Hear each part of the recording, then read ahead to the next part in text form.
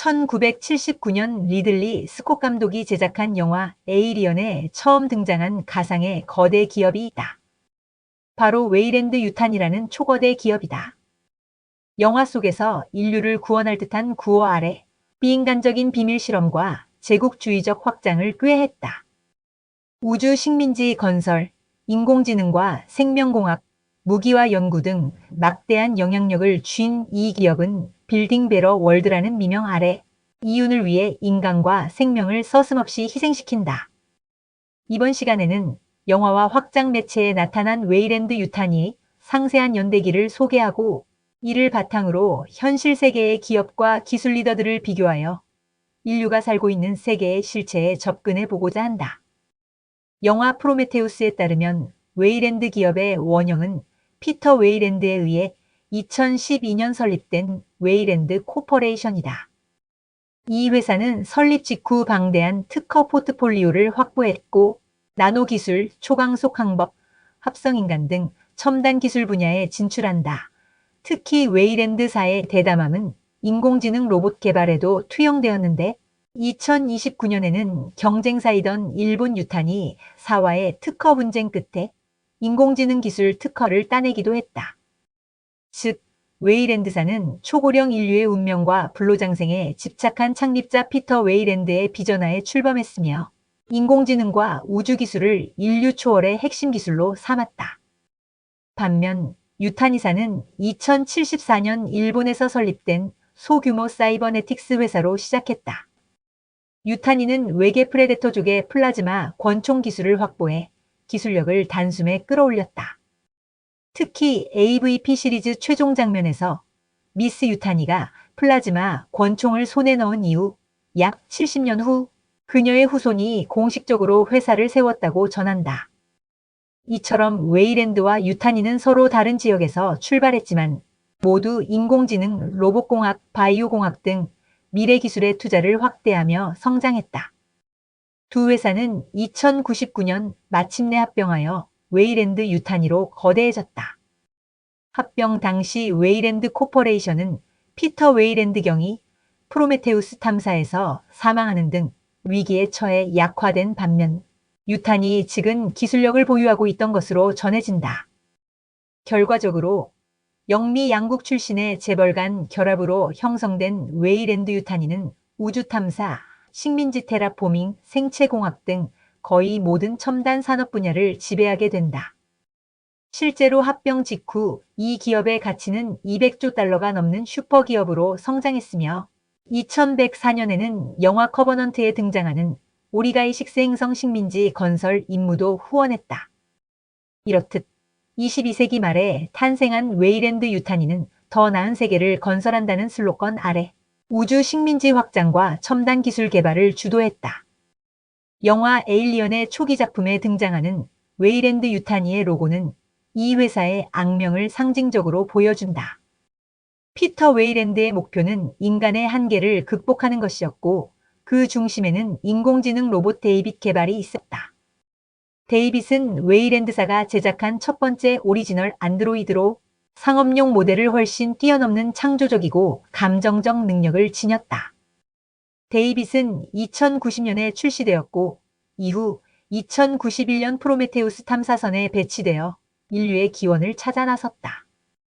그는 프로메테우스 5 사고 후 단독 생존자로 남아 엔지니어 행성을 찾아 인류 창조주를 만난 뒤 인류를 실험 대상으로 삼았다. 데이빗은 동료인 엘리자베스 쇼 박사를 살해한 뒤 엔지니어의 시체를 이용하여 자신의 유전자 실험을 거듭했고 궁극적으로 완벽한 유기체를 만드는 데 몰두했다. 이후 10년 만에 웨이랜드 유탄이 식민지선을 발견한 데이빗은 선장을 살해하고 원정대를 탈취, 인류를 능가하는 생명체 창조에 자신의 비전을 이어갔다. 그는 자신의 철학적 가르침을 영상으로 남기며 결국 인류의 멸망을 예견하기도 했다. 이처럼 웨이랜드 마이너스 유탄이가 추구한 기술의 방향성은 인간을 뛰어넘는 기계지능과 새로운 생명 창조였다.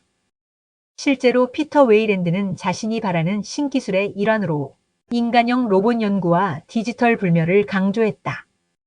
웨이랜드는 2012년 회사 설립 직후부터 스캔 기술, 나노의학, 맞춤의료, 로봇을 통한 인간 신체 확장 등을 특허화했으며 2030년대 들어서는 동명 캡슐과 초강속 기술, 그리고 산업용 무한 동력 장치 등을 개발해냈다. 즉, 영화 속의 웨이랜드 유타니의 안드로이드 프로젝트와 생명공학 실험은 기술 우월성을 최우선으로 두고 인류의 생명을 수단화한 디스토피아적 비전의 구현이다. 영화 에일리언에서 웨이랜드 유타니의 업적으로 빠질 수 없는 요소가 있다. 바로 에일리언의 모체가 되는 제노모프의 연구였다.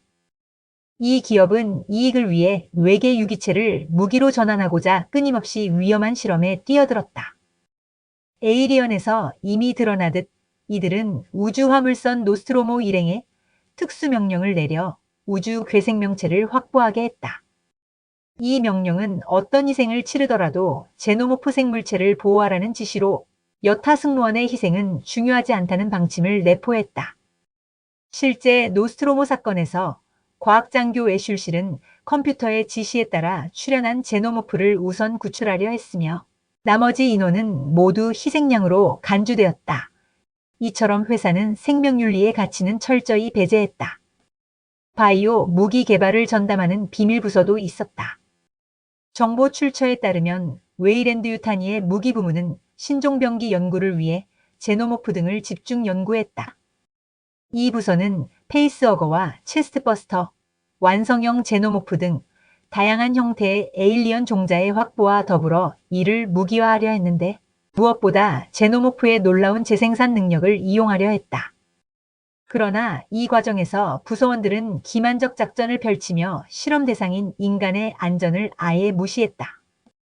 실제로 시리즈 속 인물 엘렌 리플리는 이들의 비윤리적 행태를 문제 삼았지만 이미 늦었고 인류 대부분은 제노모프로 인해 목숨을 잃었다. 전담 부서의 한 인물인 마이클 비숍은 인간과 똑같은 DNA를 지닌 미스터리 인물로 등장해 사실 거대한 음모가 있음을 암시하기도 했다. 이상의 묘사는 무차별적 수익 추구를 위한 생체 실험에 대한 경고이기도 하다.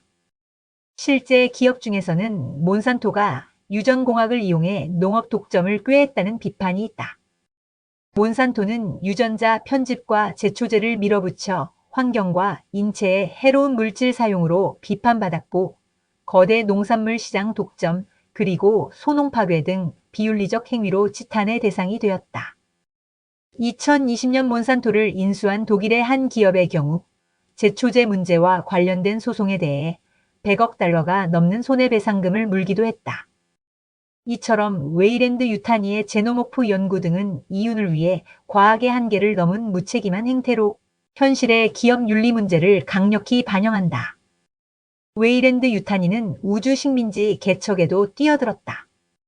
회사는 건설 그 이상의 미래라는 슬로건을 내걸고 테라포밍과 식민지 설립에 막대한 자금을 투입했다. 헤들리스 홈메스홀이 대표적인 예로 양산형 산소 농장과 거주지를 세웠지만 결국 제노모프 감염으로 폐허가 되었다. 또한 BG386 행성의 프레이아스 프로스펙트도 회사 후원으로 개발되었으나 실패에 가까웠다.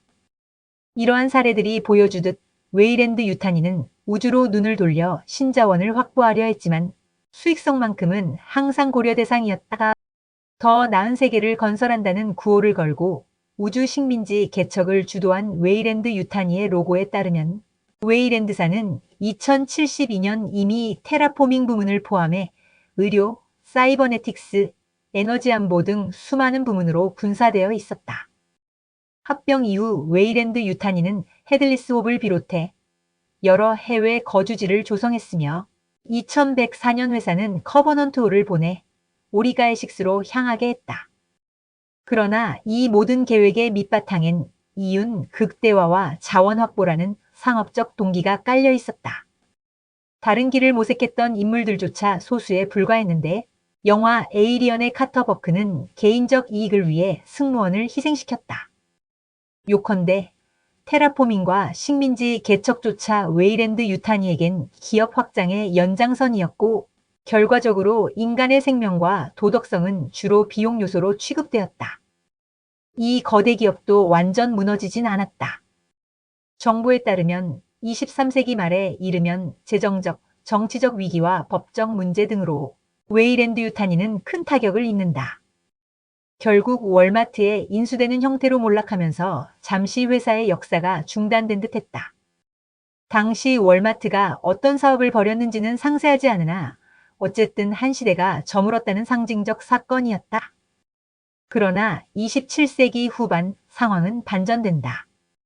한때 완전히 무너졌던 미합 중국 우주군이 와해된 뒤 웨이랜드 유탄이는 재기한다.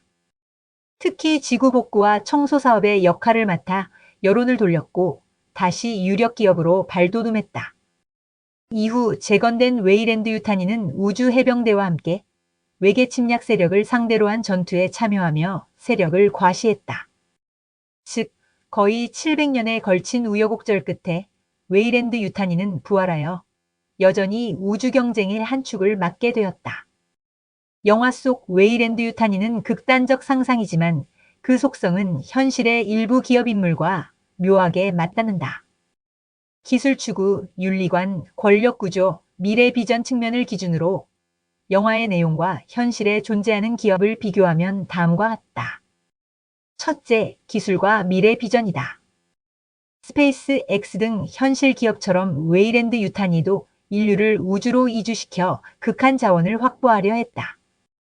일례로 앨런 머스크는 화성 식민지화를 강조하며 이를 새로운 지구 구호로 포장한다. 그의 마케팅에는 종말론적 지구 탈출 서사가 짙게 배어 있어 기술락 관론과 기업 엘리트의 이익 추구가 맞물린다. 아마존의 제프 베조스도 우주 개발과 인공지능 로봇에 대규모 투자를 진행 중이며 로봇공학과 물류 자동화로 미래의 생산 소비 방식을 혁신하려 한다. 이처럼 미래 기술에 거는 기대와 의욕은 웨이랜드 유탄이와 현실 기업 모두에서 공통적으로 나타난다. 윤리와 감시 웨이랜드 유탄이의 탐욕은 윤리를 무시하는 점에서 현실 기업들과 닮았다. 예를 들어 아마존은 최근 창고 노동자의 노조 결성과 활동을 막기 위해 알고리즘과 시스템을 동원했다는 비판을 받았다. 참고로 모 빅테크 기업이 이 경우 방대한 개인정보와 저작권 자료를 인공지능 학습에 활용했다는 문제에 휘말리기도 했다. 심지어 한 데이터 기업의 경우 영국 국민건강 서비스에 의료기록 플랫폼을 공급하면서 개인정보 사항과 관련하여 물의를 빚었다.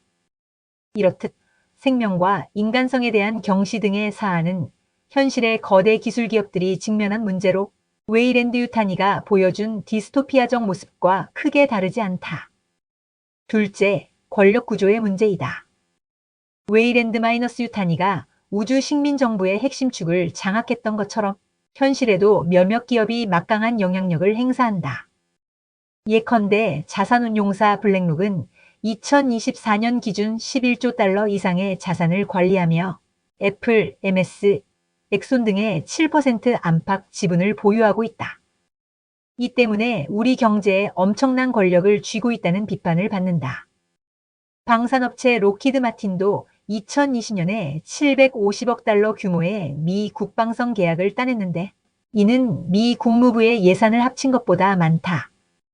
결국 국민들은 매년 무기회사의 방산 프로젝트 등에 인당 1,087달러를 쓰지만 교육에는 270달러만 투입한다는 지적까지 나온다. 즉, 경제군사 시스템과 긴밀히 결합된 기업 권력은 현실에서도 여전하며 이는 광대한 우주 제국을 구축한 웨이랜드 유탄이의 모습과 맥락을 같이 한다. 셋째, 미래 비전과 세계관의 문제이다. 웨이랜드 유탄이의 궁극적 비전은 자원을 향한 제국주의적 확장과 기술을 통한 초인류 창조였다. 현실의 거대 기업가들도 이와 유사한 세계관을 공유한다. 예를 들어 앨런 머스크는 우주 개척을 인류 생존 전략으로 내세운다. 피터 틸 같은 인물은 리버테리언적 시각으로 현 체제는 낡았고 기술이 인류를 이끌 것이라며 급진적 미래상을 주장한다.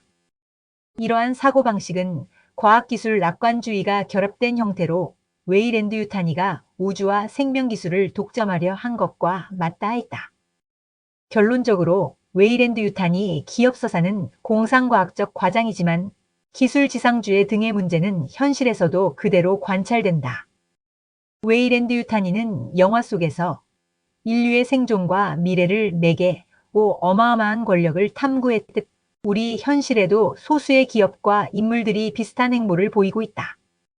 SF 영화를 통해 경고받은 이 우려들은 지금 이 시간 우리 인류가 처한 고민을 그대로 되돌아보게 한다.